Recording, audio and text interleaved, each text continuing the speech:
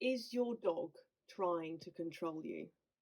And I have to admit, I'm really sorry. I really love these provocative titles. It's the only way I can make my fun, right? So what was another one I did? Like cockapoos are the most abused or mistreated dogs of the world, or something. So you can call it marketing or whatever if you like, but actually, I just really like being kind of a bit antsy with the titles, because it usually that kind of language really gets a flare in people. And causes rows on Facebook and all sorts of things. And I can't join in the rows because I'm meant to be a professional, right? So I can't do anything about it. But what I can do is make like titles that make people go like, "Oh, what's that?" I mean, "Oh, what's that? What's that then?" So that's why I do these titles. It's just me having a bit of fun. While we're on the topic of politics, it is quite a political situation because there's two schools, right? There's two schools of thought, and they're both extremely different. So obviously, you've got the alpha crowd, which is like, yes, if you don't control your dog will control you, and they'll take over, and all of this, and then people tend to get upset by that. It's like, no, my little like Bailey Pooh would never want to do that. We're all good friends, which is obviously the other side, right? The other side is the very, very softy, wafty side of like we can all be friends together, and I don't want to control him. He's not controlling me, and it's not about that. That's really unfair, So it's really two sides of the same coin, which is dog ownership, right? So it is really, really political. Um, and interestingly, the crowds on each side is really breed dependent as well, which kind of makes sense as right. So the people who are like very much in the kind of the alpha crowd, the crowd is like, you got to control your dog. They're mainly owners of things like Rottweilers, German Shepherds, Mastiffs, Akitas. And you can really, and to be honest, if you've been around those dogs, if you've seen those dogs, even if you're really on the other side of the coin, where you're like, he's a little friendly, can see actually, yeah, they're big dogs. They need controlling. You can see like the word dominant or like dominant or whatever. You can see they're quite powerful, assertive breeds. So that tends to be that crowd. The other crowd who are very like, let's all be friends together. They tend to own things like miniature poodles, Maltese, Chihuahuas. And again, if you're the kind of like the Alfrey crowd saying, you got to be in control of your dog's trying to control you, and then being presented with like a Chihuahua or a Maltipoo, you're kind of like, nah, I think he does actually just want to be your friend, mate. Like, I don't see how this dog's going to control you. Can he even control his appetite? I don't know. So it really goes with what breed you tend to like, and then you fall into that group, on social media, and then you follow what they say, because obviously they've got the breed, and everyone tends to say the same thing. So it's really interesting. It's also really interesting that dogs are like, although we've like hyperbred them into different jobs, which is very real, I'm not going to dispute it. They are still the same species, and they still have come from wolves. They're still 98% wolf, so they're still the same thing. They still got the same body language. Um, they still follow the same rules, the same pattern. They still have just about the same needs: exercise, affection, toys, playing, rules, training. They've still got the same needs. Doesn't matter if it is a multiple poo or an XL bully. We're talking about the same animal, really. Um, so this is my opinion now. This is the road I'm going to tell you, and it's really, really important that you get this right, especially if you've got a problem with your dog. I don't care if it's separation anxiety, recall, or aggression, because it all falls down to the root cause of, drum roll. That's my drum roll. Who is in control? I'm really sorry, but it is that. And it isn't that your dog's trying to control you like some kind of narcissistic partner that you've had and now got rid of. It's not like that. It's more like someone has to be in control. It's more like that. If you've ever been around group animals, now group animals are not difficult, different from singular animals. So a cat would be a singular animal. A group animal, they are horses, chickens, mice, humans, dogs, right? If you've ever been around a group, you can see very clearly who is in charge or who doesn't take the crap, so like who's eating first, or who's getting the best bit, or who's even tried to eat first and now got their head pecked in by the more dominant chicken, right? You see this all the time. There's a very obvious hierarchy, and there is a hierarchy with dogs. It's fairly subtle. It's fairly subtle with all animals past the most dominant character, though. Like if you looked at a group of horses, you'd see one that's like biting and kicking and getting the space, and it's like, right, that's the most dominant one. You know, she's really in control of her space. And then after that, everyone else just kind of merges into the background, right? But that's only from your point of view. From their point of view, it's very subtly one on top of the other. There is still a hierarchy. It's just harder to see, and it is the same with the dogs. And to be honest, I don't really care about that, you know, like, oh, and dogs that bully each other, it's somewhat to do with hierarchy, but honestly, dogs that bully each other, which is kind of overplaying, fighting for no reason. We see this where it's like, oh, one dog was just sleeping and the other one just came in and attacked it. It is partially hierarchy, but it's more the fact that you're not in control. Someone needs to be in control, because a good leader of any group of animals wouldn't allow bullying. This is what we can see in the workplaces, right? A good workplace has a strong leader that doesn't allow bullying. A bad workplace where people are getting bullied is down to poor management, which is the one above. It's not down to the actual people doing the bullying. They're just the minions. They're just doing it to get rid of stress or whatever from a psychological point of view. That's what they're doing. They may be completely unself-aware. They don't really care. They could be a nasty person, but really it's up to the management to pull them aside and be like, that's not okay. We're not doing that here. And it actually is the same with all animals, all group animals, and it's the same with your dogs. I'm not going to go into specific problems here of like how to stop your dogs mauling each other or how to stop separation anxiety. I am going to stick to the topic of, is your dog trying to control you? You know, and why? How can we stop it? What does that even mean? But it's more like somebody has to be in charge. When we go back to breeds, Maltipoo versus Rottweiler, how much we have to be in charge depends on the breed. So how much of a leader we can be. This is why they say, right? So a rescue centre will not just hand you over a Rottweiler but willy-nilly. They're like, this dog needs training, this dog needs rules and boundaries. They're going to be quite strict about it, and it's not for no reason. You can't just love these dogs into obedience. And to be honest, most people can see that straight away. You have to behave a certain way. And it's because of the breeding, right? So we've bred certain dogs to be lap dogs. What does that mean? It means they're really tolerant of weak leaders. That's basically what it means.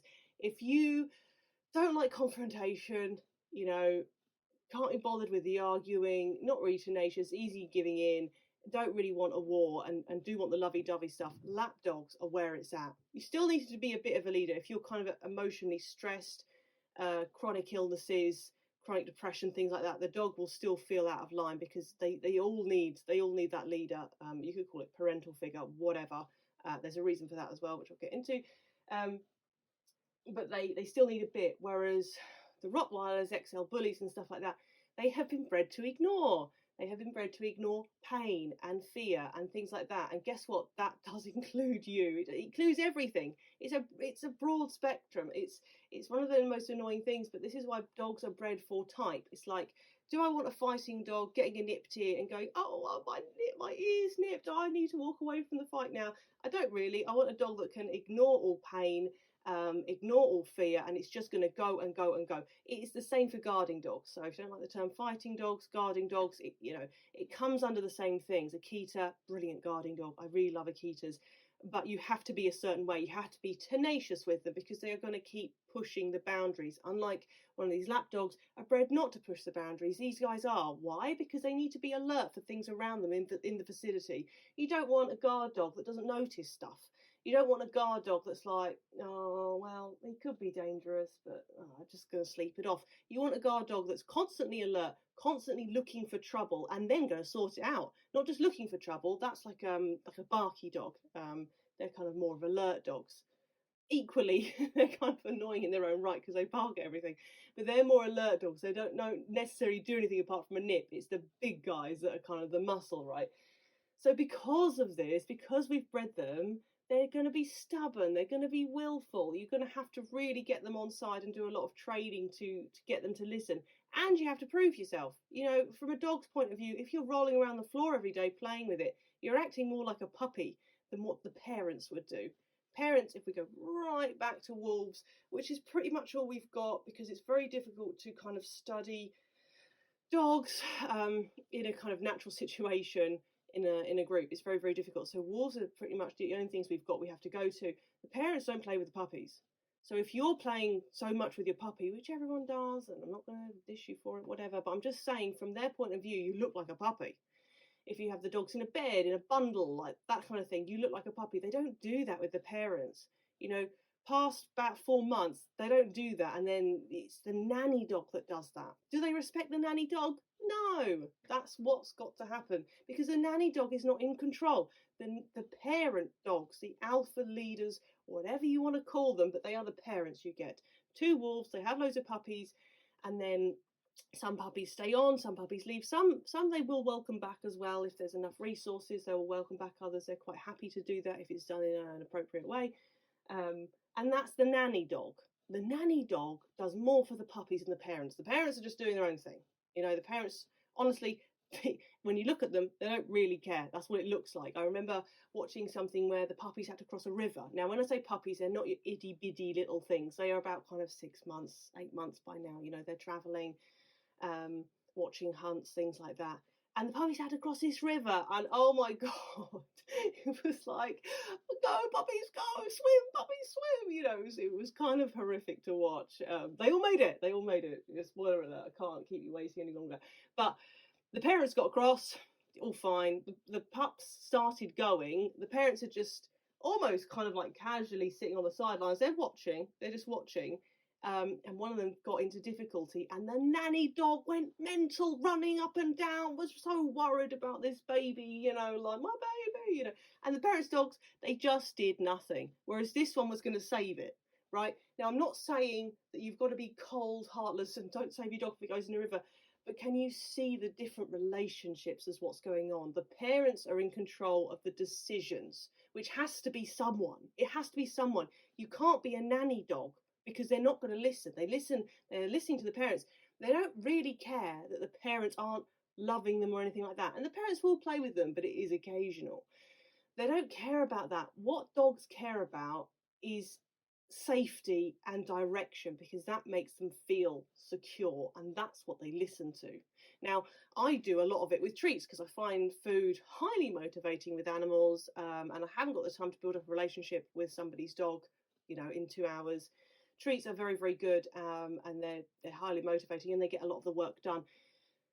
But I see a lot of owners where the dog is still in the bed, they're still rolling around the floor with it, and the dog's still aggressive. And they're like, I'm doing the work. And I say, yeah, but the dog's still in the bed. You know, it's seeing you as this youngster. It's seeing you as he's got to protect you. Because most of the time, the aggressive dogs I see, they are the guarding type, because that's the type they fall into, right? The oodly poodlies, they very rarely fall into the aggressive type. They fall into the separation anxiety type. Most dogs pull on the lead. Pull on the lead and recall are almost a separate problem. Most dogs have those problems, so don't worry too much about that. But it's type, and poodles are quite an anxious breed, so it doesn't really matter what you mix them with. You're always, you know, worrying a bit about separation anxiety, and you need to avoid that. But when people have the dogs in the bed and they're acting like a baby dog, then a guarding breed is like, well, someone's going to be in charge, and obviously you're still a puppy, so it's going to be me. And it doesn't matter how much chicken you throw on the ground, if they think that you're vulnerable. And this is where unfortunately chronic illnesses are very, very difficult, because you can't prove you're not vulnerable when you are. So I've recently been diagnosed with ME and fibromyalgia in a scooter, and my little Romanian dogs, guarding, territorial, fear instincts, all of that, she's got all of them, they have gone up a notch. It's very hard to persuade her that she and I are safe from big bouncing dogs when I'm in a scooter, scooting along, and can barely breathe and can't even really communicate with other people. She's taking over. Someone's got to be in control. Now, we'll go back to, is your dog trying to control you? Now, this is interesting, because I do see this. So what do I see? I see dogs that come up, they might bark at their owners, and their owners say, "Oh, he wants a wee. Oh, he wants some food. He wants some chicken off my plate. He wants to play ball. He wants to play again. The ball's stuck under the sofa." And then I say, "So he's controlling you."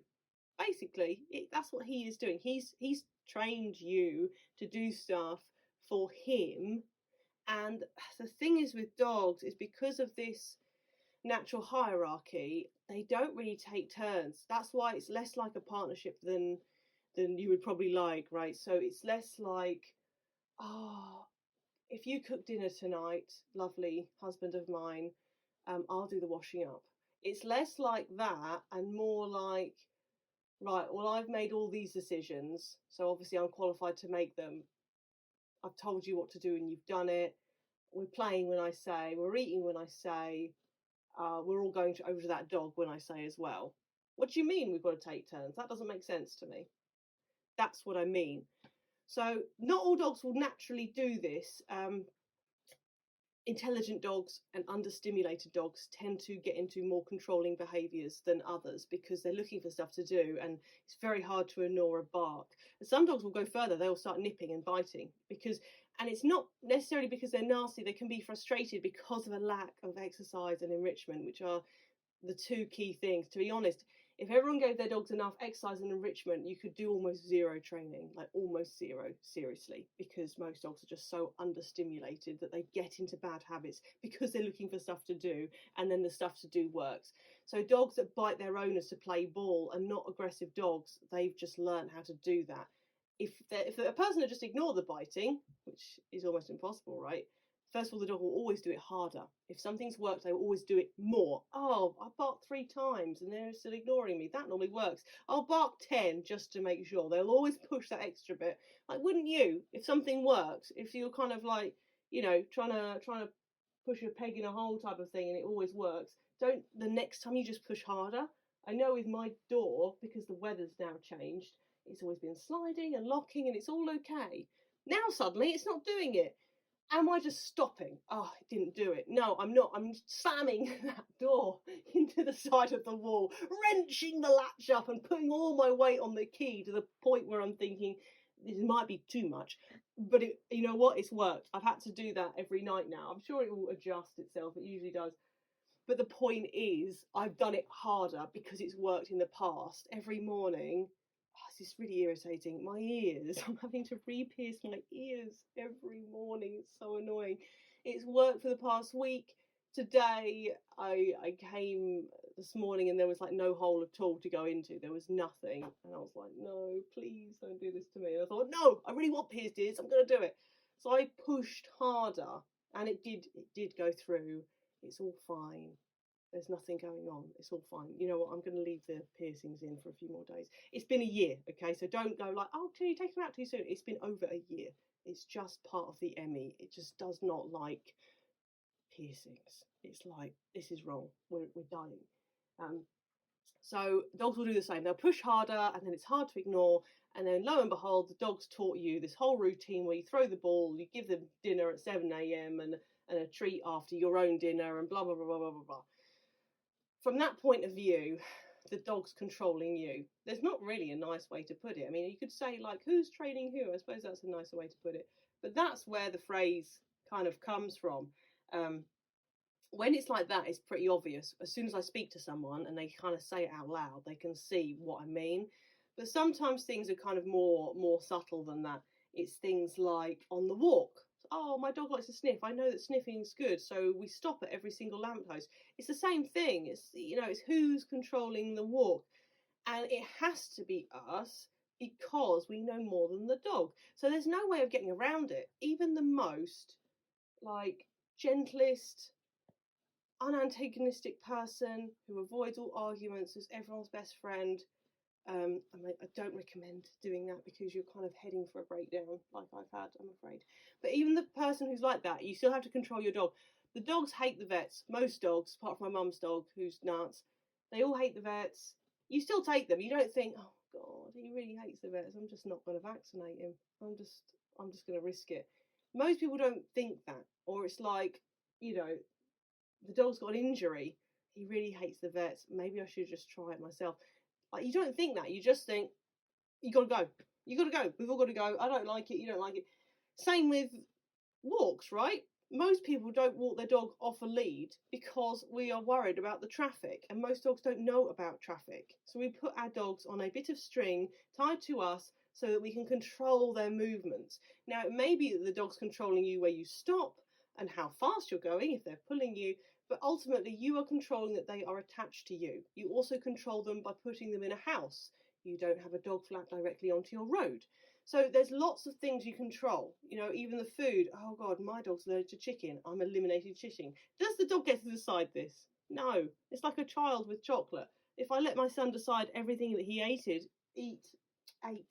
the age of 9, it would be appalling food. It would be the worst monodiglyceride, e-numbery, colourful. Everything would be blue. I can assure you that. He loves things with the colour blue in. So no, I don't. It's like, I've cooked food, I've tried to make you like it because I've put cheese on it. There you go. I'm afraid you've got to eat it, and then you can have something that you like afterwards. And it's still not going to be blue, by the way.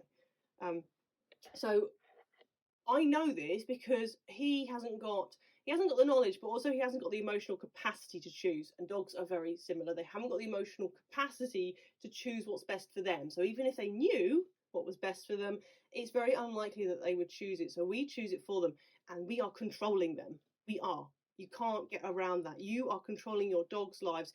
You're controlling all your animals' lives, and you are controlling a lot of your children's life as well, which is hard. There's a lot of psychology in that. It's very, very difficult being a parent because kids don't want to be controlled, and you have to control them, right? So it's a similar concept. Once you get over the fact that yes, you are controlling your dog's life, like, then you don't feel so bad adding little bits in. I know some people, their dogs get them up at 6 a.m. I would never have anything getting me up at 6 a.m.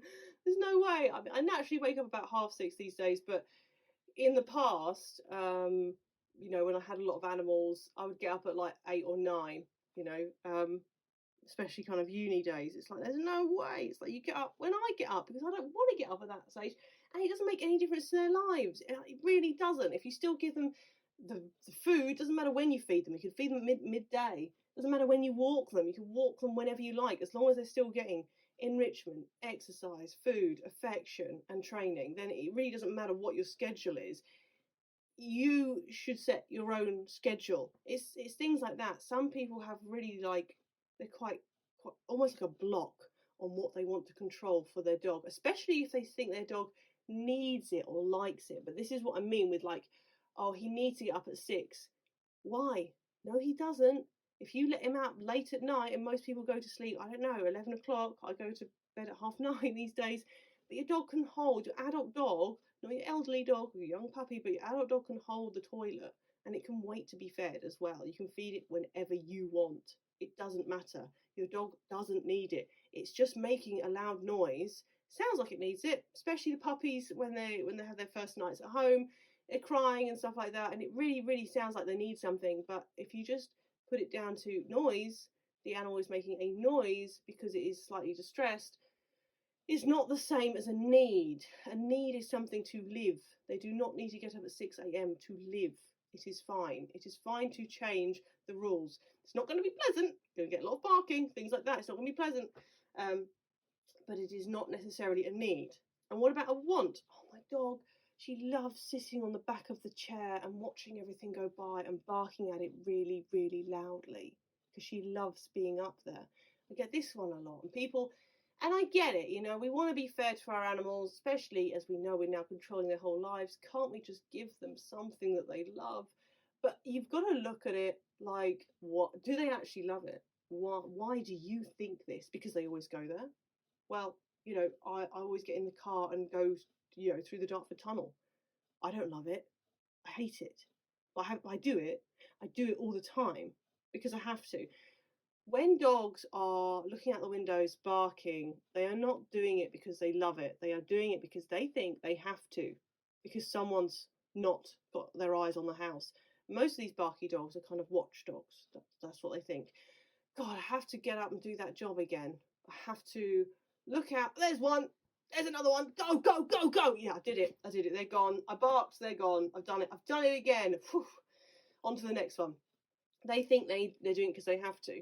Height is another thing anyway. A lot of dogs will go on the backs of the sofas to get up high. It's just a boundary thing. So honestly, just turf them off. If you buy your dog a really nice plush bed, it doesn't matter what height you put it at, it will still be nice. Some dogs don't like plush beds. Let's go for another way. Some dogs get very, very hot in plush beds, so just be aware of that. But it is not about this particular sofa and this particular place. It's about the dog thinks he has to do it. So he's going up there and you think he loves it, but actually he doesn't need it. And if he is barking in any way, shape or form, that is stress. A dog that barks is stress.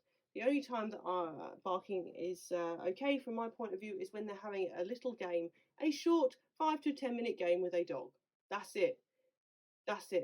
Shouldn't be barking all the time. Shouldn't be every time I open the back door to the garden, the dogs run out there barking. It's stressful. It's not fun. It's stressful. Most dogs in a natural environment and wolves, they are almost completely silent. They have no reason to do this. It is not what they are meant to do. They are meant to sleep most of the day and toddle around and do some stuff, have a game. That's what they're meant to do in their lives. They are not meant to sit up at the window barking all day. That is so stressful. And also, as another thing, if you've got problems outside with aggression, fear or barking, letting your dog bark out the window all day, every day and practicing the same behaviour is really not good. You need to stop that anyway. Just on a side note, stop the barking. It's stressful. But that's what I mean about you've got to control things and you're seeing it through a different lens. You're seeing it as he needs to get up at 6 a.m. or you're seeing it as he really likes sitting on the back of the sofa. It's like, well, you could just buy him a special bed and he could really like being on the special bed. There's no reason for that. There's no reason for him to be on the back of the sofa or sitting around your neck like a cat. He is not a cat. I don't care if he's a miniature dachshund. He is not a cat. He's a dog. He behaves like a dog. He adheres to that dog group behaviour. And that's very important. Height's very important for dogs anyway, right? So that's why we try and get them down. The more problems they got, the more rules they have. It's just one of those things. Problems and rules, they go together. Going back to the big powerful breeds, right, you can see that potentially they could have a lot of problems. So guess what? They need a lot of rules, and this is why people say, please be aware that this Akita needs X, Y, and Z. You need to make sure he listens to you because he could potentially have a lot of problems. The people handing you Chihuahuas, don't bother with this because potentially they won't have any problems. Yes, they can be barky and yappy and have toilet problems, but that is because there's been no rules. If you put rules in with Chihuahuas, they are so easy. They are a really easy breed. I don't care if you're shaking your head. They are. Put some rules in. Get them off the sofa. Get them in pens if they're weeing everywhere. Tell them off when they bark. Might be a good start as well. They're very, very easy. It's just people just don't give them any rules instead of, a couple. But that's what's going on. The more out there the dog is, nervous, aggressive, not listening, the more rules that they need, and you can start really heavy. That's what I do. Whenever I get a new dog, I always like rescue dogs, start really, really heavy with the rules. It's like you can't do a thing without my permission. And as I see their personality come out and I see that they are safe or not safe, whatever, then the rules get more relaxed. So my greyhound, I could see within a few days that she wasn't aggressive, she wasn't going to be anxious, she was just her. They're kind of like ornaments, greyhounds. They're kind of weird, but they're my favourites. So I just let her pretty much do what she likes. It's like, you can do what you like because you're cool. My Romanian dog, I could see immediately there were problems as she bit everyone in the house within 24 hours. So it's like, you're not going upstairs, you're not getting on the sofas, we're going to learn really, really good recall so that you can have some freedom, but I'm going to decide everything in your life because you need those boundaries to feel secure. When she doesn't feel secure, like when I'm ill, right? So she doesn't feel secure about that because I'm not in control. So her aggression goes up to compensate. So it's kind of like a compensation thing. Think of rules like your box, like your security box. You need a lot of them to keep your dog secure. Without them, you're kind of taking away pillars away and then your dog overspills. Again, depending on personality, depends on how much they will overspill by and what rules you break. But that is what I'm kind of getting at, really. So is your dog trying to control you? Sort of, but not in a conscious way, not in, like I said, like your narcissistic partner that doesn't like beans on the right shelf way. It's more like trying your luck. Oh, I got away with that, or oh, okay, I can obviously do that, and oh, you'll get up for me when I do this, and it's more like that kind of way, if that makes sense. And if you still are not happy with this kind of concept, oh, and by the way, like alpha is just a word that's kind of thrown around. It comes across as bad because the first people who used the term, well, no, the first people who used the term alpha were actually scientists and didn't have any kind of political standing in this. So it's not a bad word. It just means it's the top, right? But the next people to use it who got the most television were people who were kind of like being quite aggressive. And I don't want to say dominant because there's nothing wrong with being dominant either. It's aggression. It's aggression, like and making other beings, animals, people, whatever, beings feel scared and intimidated. And people say alpha male, and what they mean is a bully. I'm not talking about a bully. A bully is different. I've spoken about that, right? It's a dogs that bully are not lead dogs. They're just dogs that nobody's leading them and they don't know what to do. They may be quite high up in the pecking order still, but they're not lead dogs. Lead dogs aren't bullies. Bullies don't lead, right? We all know that in the playground. The bully is the person that's insecure, right? Because leaders don't need to prove that they're leaders. They're just confident and cool and just doing their own thing, and people follow them because they want to. You know, they make you feel secure. You follow them because you want to, and they're just doing their own thing. They're probably quite good at setting boundaries for themselves. They're not going to be manipulated or anything like that. And it's important. It's more important how to be a good leader than getting hung up on the fact that you're controlling your dog or your dog's trying to control you. And it is possible to be a good leader. That's the other thing I want to say. You know, like there's a difference. When I was at school, we weren't allowed to talk in lessons. I'm assuming that's still the case. But we had a variety of really nasty teachers and the occasional really nice teacher. And I can say that they still got the same result. You know, we had this French teacher that was so scary. She shouted at a girl, and the girl actually wet herself, and she was 12. She actually wet her entire trousers. I'd never even heard this teacher shout, which that's how scary it was, because she was scary. She never shouted. She was scary. She was like Professor McGonagall, but without the ethics. Right, so we're all silent all the time, I can assure you. You know, and we all did really well. What did I get in French? Got a B. This is GCSE. And then, you know, so the object is good grades, right? That's the object. It was a grammar school, so it's almost guaranteed. It's kind of do or die in grammar school. You either do well or you develop a huge problem like an eating disorder or self-harming.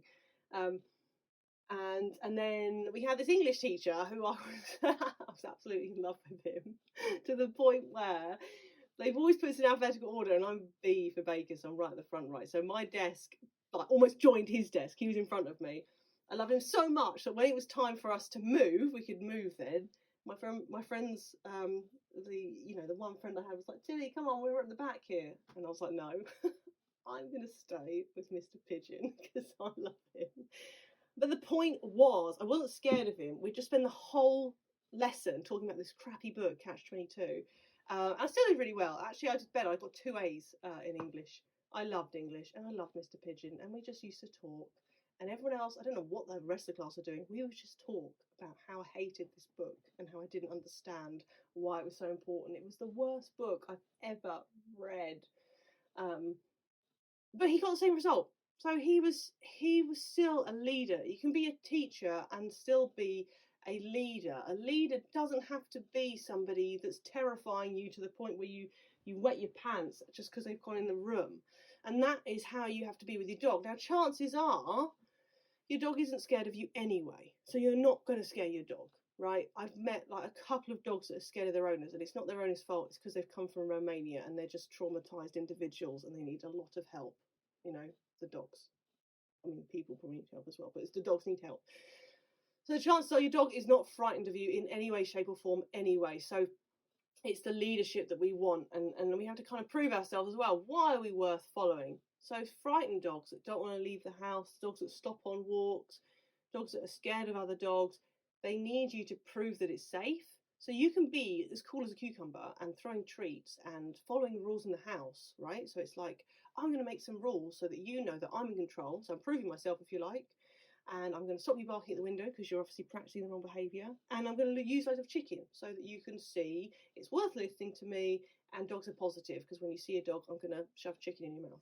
You can do all of that. That is the main basis. However, how do you prove yourself when things go wrong? So things go wrong all the time. This is life.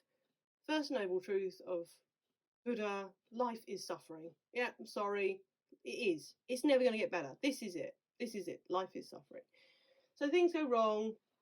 From a scared dog's point of view, things go wrong when another dog enters their space. We all know this.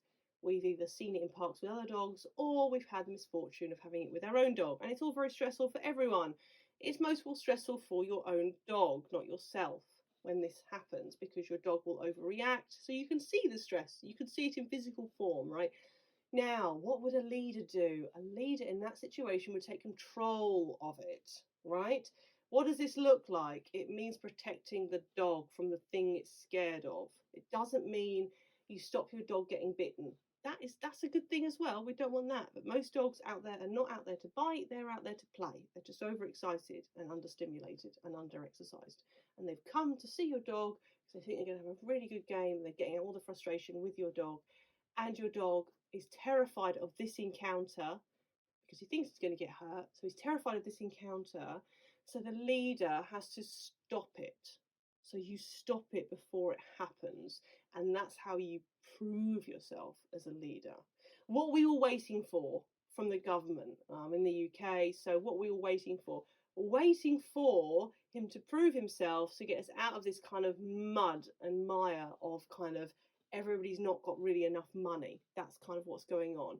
If he proves himself by making our lives easier so that we have a bit more money, and I'm sure, honestly, at this point that people are only looking for a little bit more at the state of things, then he's proved himself. He's solved the problem. He's stopped the fear, things like that. If he doesn't prove himself, what's going to happen?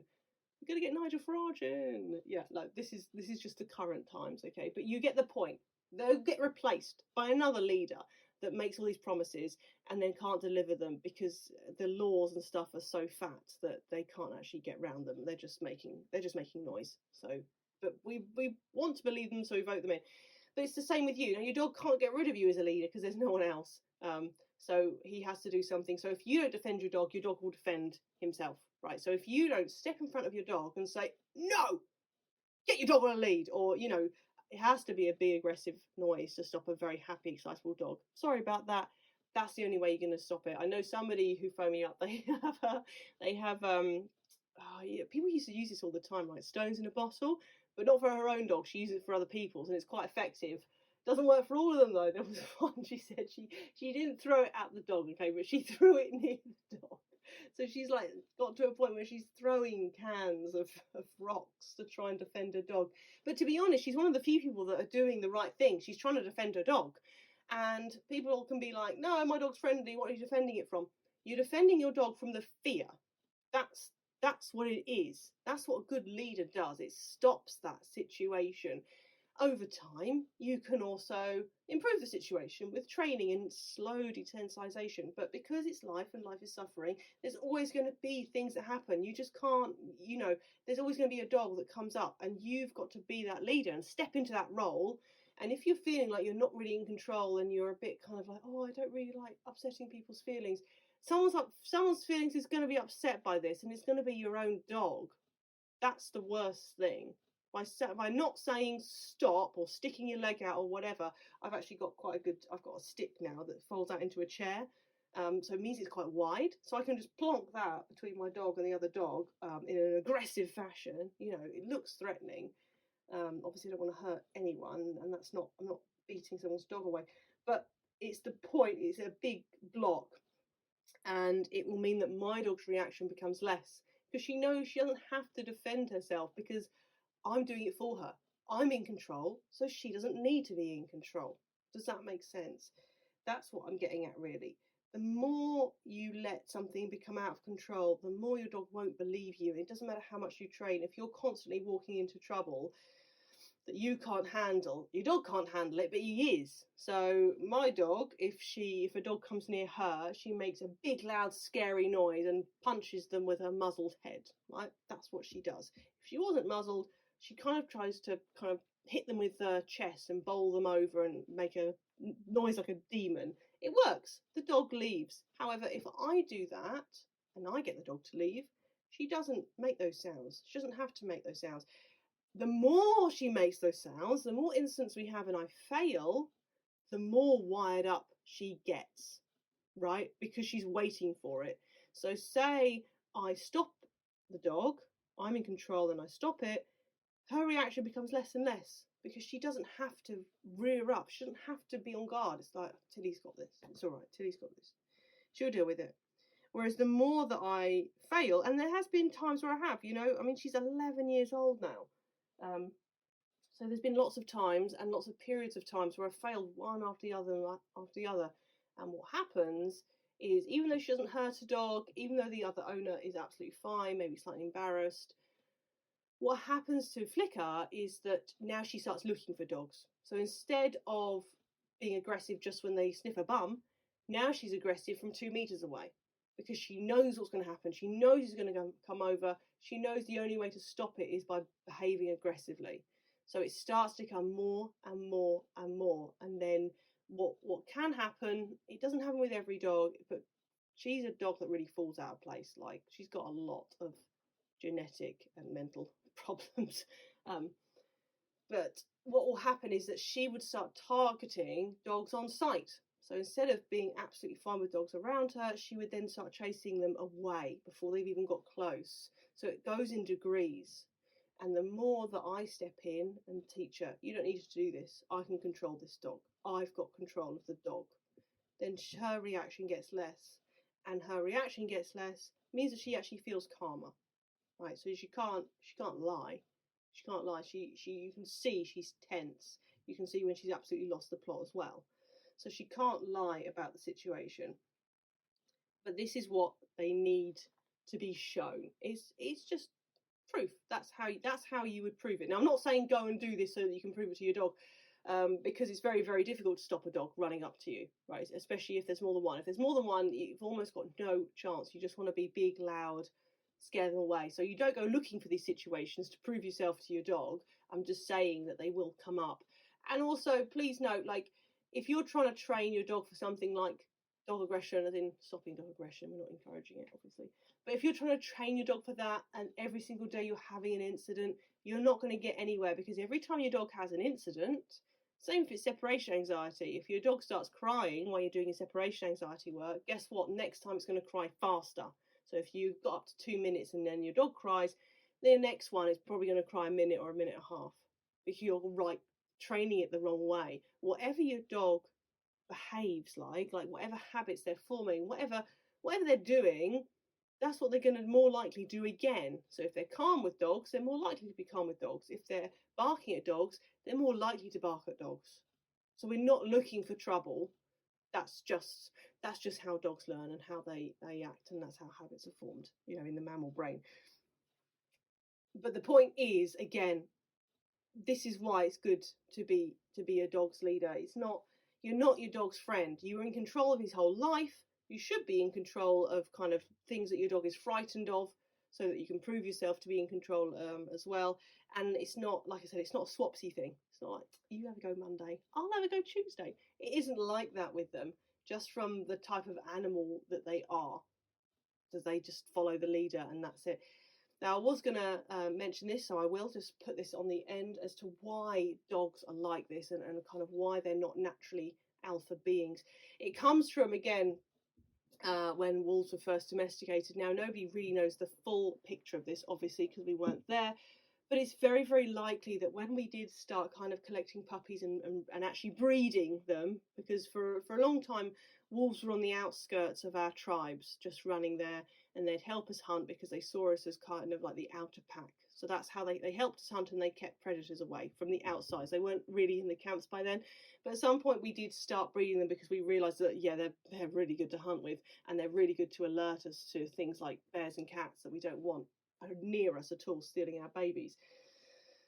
And then what they would do is that they would breed the type of personalities, because it is personalities. When you've got a litter of puppies or a litter of wolves, you get all the range in there, because that's the next generation. So you'll get a leader, an omega, a beta. You'll get the whole mix in the litter. They're not just all the same. They're not all going to be passive. They're not all going to be leaders. They're going to be different depending on their breed. Like Chihuahuas are going to be a different level to Akita puppies, but it's the same. You get all the colours in the rainbow in a pack. And okay, I'll quickly say it, because they've got lots of jobs to do within the pack. So you want kind of all these jobs taken care of when you form a new pack of wolves and dogs. So that's why they're different colours of the rainbow. They're not all the same. Anyway, right, so they've got these litter of puppies. Who are they going to pick? They're going to pick the stubborn one that's doing its own thing, that's leaving all the time, that doesn't really want to listen, that's doing its own thing because it's the lead dog. Or are they going to pick the ones that are more malleable, that are softer in their personalities, that are easier? They pick the easier ones. It's very likely that they didn't pick the omega, they picked the one kind of up from that. That's the theory. And that's what we've got all our dogs from, and that's why our dogs listen to us. Because lead dogs would not listen to us. They would just do their own thing because they're confident to. Ours are not. Within, I think it's within an hour, a domestic dog reverts to its wild state if it is lost. So it won't come when called. It will only come to your scent.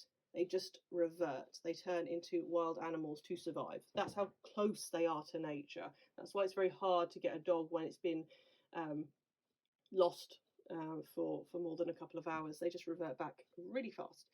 So this is why that's the way they behave, and that's why they need a leader, because we've bred the dogs that aren't leaders, right, purposefully. I mean, we did start breeding it back in when we bred Akitas and Rottys and things. We was like, oh, I want those qualities actually, so that they can kind of think for themselves a bit. So we bred it back in. But most dogs we've bred to work with us, like all the gun dogs. All the gun dogs and pointers, they're bred on some level to work with us. So that means they need direction. They can't be directionless, because they make bad choices, like barking at 4 a.m. or pawing you all evening for attention. They make bad choices because they're not bred to think for themselves. They're bred to just do as they're told. And that's when things can kind of fall out, when we don't tell them what to do. I mean, going back to lap dogs, again, they are bred just to tolerate being on a lap. Minimal exercise, minimal kind of enrichment, zero hunting. Some people are kind of a bit confused, and you've got to be careful of this, of what the dog was bred for, even if it was only, over 100 years ago or whatever. Yorkshire Terriers are not lap dogs. They're hunting dogs. And to be honest, in my personal experience, they're either angels, like a lap dog, and perfect, or they're devils. And really, the nastiest dogs I've seen have been Yorkshire Terriers, more than XL Bullies. More than XL Bullies. They can be really nasty little dogs. I do not like them. But like I said, on the other side, sometimes they're angels, and it's just like, wow, what's going on? But remember, they're ratters. They're tiny and they're ratters. They're smaller than a rat, and yet they were bred to take on a rat. Do you have any idea how hard it is to kill a rat? Sorry, not into animal violence, but I'm just saying. I remember when I was young and there was a rat in the house, and for some bizarre reason, instead of putting poison down, my dad decided to just take it on himself. I think he put a towel on it and was like hitting it with a hammer or something. But it was so hard to kill. They are fierce animals. If you get a bite from a rat and you're the size of a Yorkie, you could hit an artery. So then you've got to be super aggressive. You've got to be super aggressive to kill a rat. And then we have them as like lap dogs with no direction. Just do what you want, and then wonder why they bite people. So really, really look at the needs of the dog. Just because it's small doesn't mean it's a lap dog, is my point. But anyway, that concludes it. Hope it's been thought-provoking. Hope I've annoyed some of you. It's my only outlet. I'm sorry. That's all I can do. Until next time. Thank you. You've been listening to Tilly the Dog Behaviourist from Fawn Dog. For our full list of services, please go to fawndog121dogtraining.co.uk. We do home visits and telephone consultations now too. Videos can be found on our Instagram, TikTok, and Facebook page. And I've just started a new podcast which goes deep and personal into the home visits that I do. And this is all about the specifics. So it's not general programs, it's why use what technique for what particular dog, their age and breed, personality, all comes into it. So go and check that out. It's subscriber only, but it's only $3 a month. Thanks for listening.